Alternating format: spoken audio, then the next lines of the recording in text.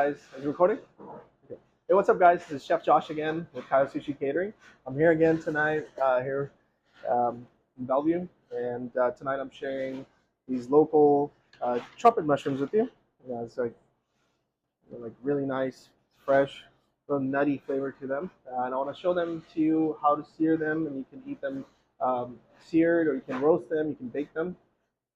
But tonight I'll be showing you how to sear them a little bit more fancier way.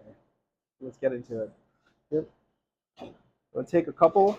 Well, first you want to make sure they're clean, washed, scrubbed off any kind of dirt, debris that's on them, any bugs, the gills that are underneath. We'll make sure it's all cleaned out. Okay. I'll just go ahead and use these two. Put these ones aside. Go ahead and split them into two. They have a really tight texture to them, real fibery, as you can see. It's like super. The closest thing I can relate this to is like a styrofoam, right? So when you cut through it, you can really feel it. Kind of your knife wants to kind of get stuck to it. So just be careful as you cut them. Okay. Then what we'll do next is now a lot of high-end restaurants, a lot of restaurants are starting to use this. Well, they have been using it, I guess. This is called like the checkerboard pattern you want to do. So what happens is when you sear your mushroom, uh, if I sear without doing any kind of checkerboard patterns to it, what will happen? It'll just bend up and it won't cook evenly. Like I had mentioned in my earlier videos, same thing with the fish. You want to score it, right? That's what we'll do with these mushrooms as well. So go ahead. I'll show you now.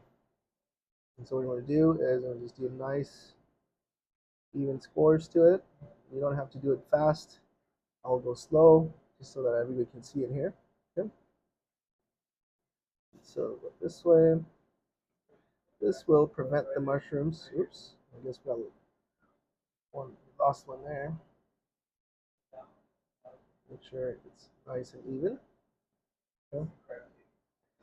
One side, now as you can see, the oil and the seasoning will penetrate through it better and it won't buckle up. So when it sits on the pan, it will be evenly flat and it'll cook, it'll give it a nice sear to it. Okay. So we'll go ahead and do this guy. And, oh, went too far. We'll just do this. I'm using my chef's knife. You don't have to use a big knife for this. You can use your paring knife as well. Works wonderful.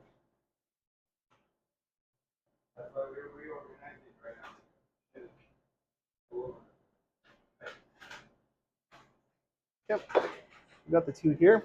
What I'll do is I have my frying pan going here. We'll turn up the heat here a little bit, just to medium high. And go ahead and give it a nice teaspoon of oil here. Okay. Make sure your pan is fully glazed here with oil. Okay. Turn it up a little bit. So the oil I'm using is a really high smoke point oil, so it's not going to start smoking. But if you were to use like a canola oil or olive oil, you will see it has a low smoke point, and it'll start to smoke up. Okay. So what I like to do is I like to just throw the seasoning in, like salt, throw it in the pan. Okay. You can be generous with it because you will lose about 30% of the seasoning that you put on your mushrooms here. Okay. So go ahead. Hold it down here, press on it. Okay. And as you can see on the edges, right along the sides here, I'll flip it here. You can see better. You see how it's starting to sear? That is what we're looking for. I'll go ahead and do the same thing with this guy here. Just hold it down for a couple of seconds and bring my heat back down to medium high.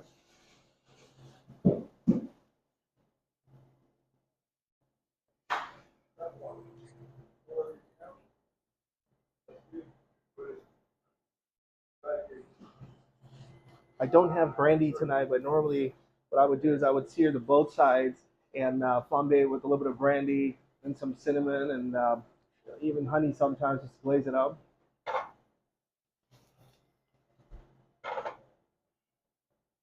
Goes very well with duck or pork, in fact.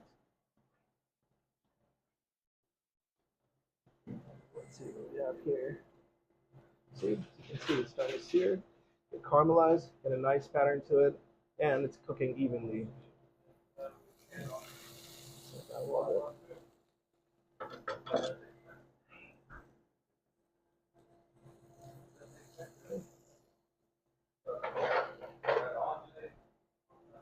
Let's test this guy. This one's turning out real nice as well. Nice and even sear to that. Okay. Let's go ahead and put these guys here. Yeah. And I'll go ahead and there's these guys here that I had started earlier.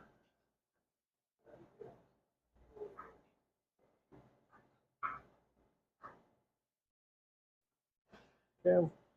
First one.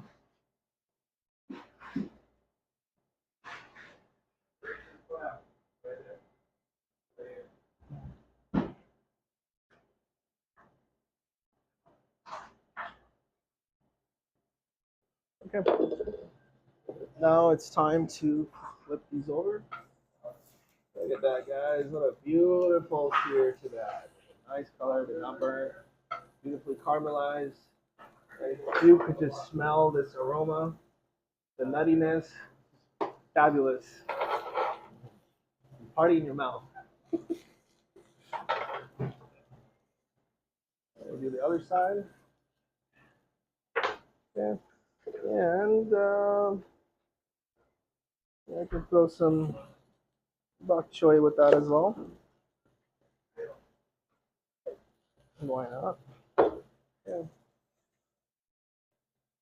I like bok choy. It really adds a lot of, once again, like, you know, if you're using like a really high salted, or what am I trying to say, like a,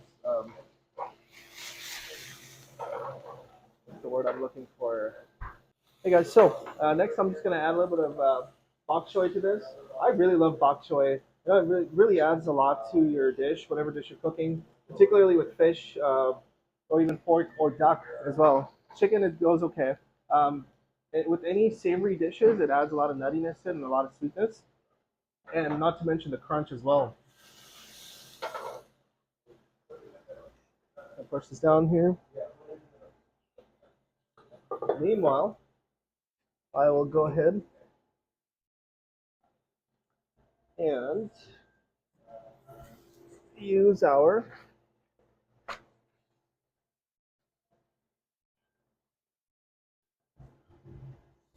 Turbot that we had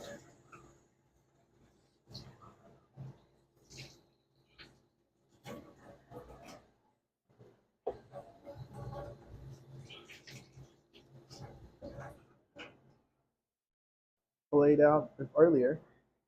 Okay. I had this curing with salt. You can also cure it with kombu, which is a seaweed. There's a lot of umami to it. Once again, just depends on your personal preference. But we'll go ahead and make sashimi out of this.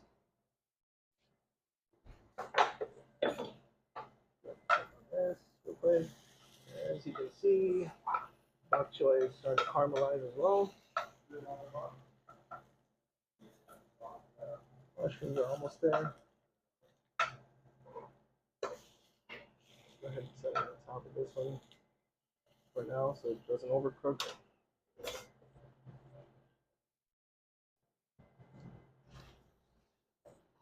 Go ahead and slice a couple of sashimis. Okay.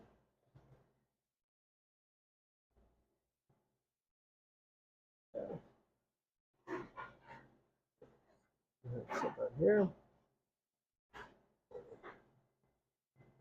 There. You can plate it however you prefer, guys.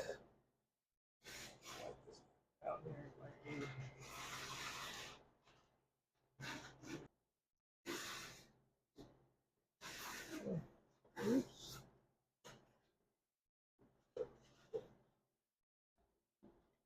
Okay.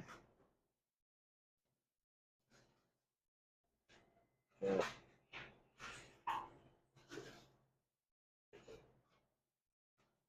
Set that there.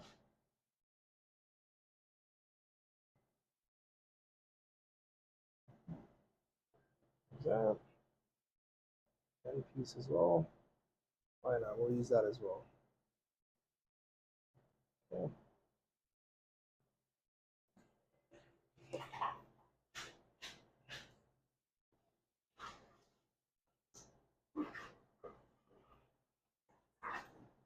So turn it this way.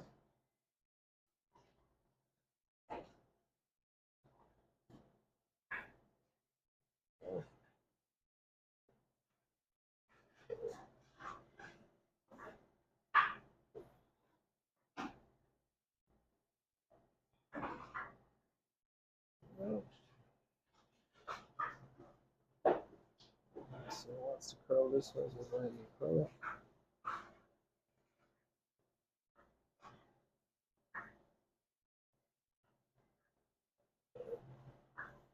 Okay. Set that aside. Check up on our mushroom, our bok choy. Beautiful. Okay. Pull that off.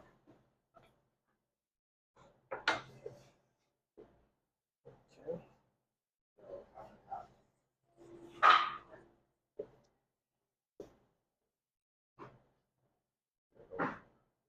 A little salad here.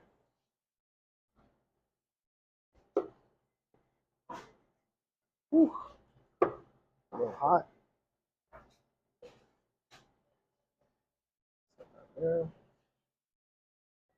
Oops.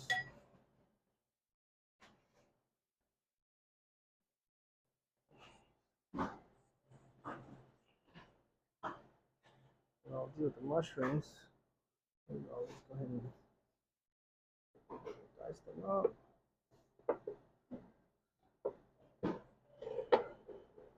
Okay, just set them up in here in between.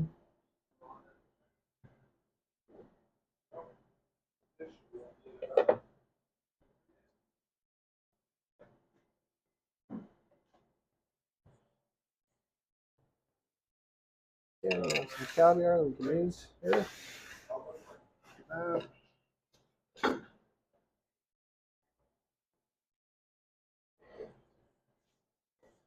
I want to use a little bit of dill. Dill.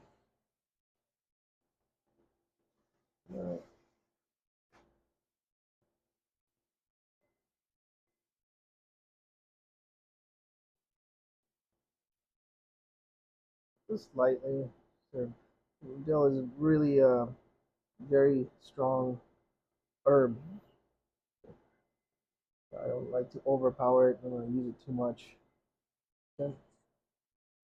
And then what I'll do is I'll add some caviar, sturgeon caviar. Okay. Put that on top of the turbot that we had earlier.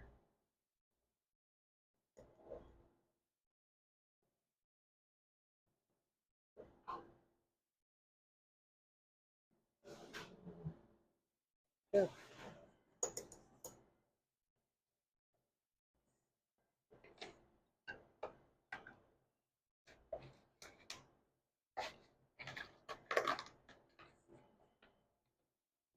Some salmon caviar in here.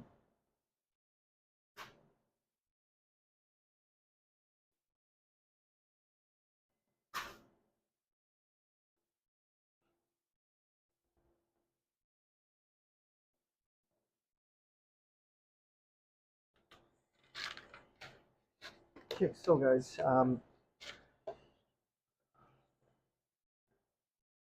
I have for you a turbot sashimi with oyster mushrooms and bok choy and a little bit of sotra caviar and salmon caviar as well. It's a small salad that can be made at home. You can be making in your kitchen, or you can call me and I can make it for you. We'll see you next time.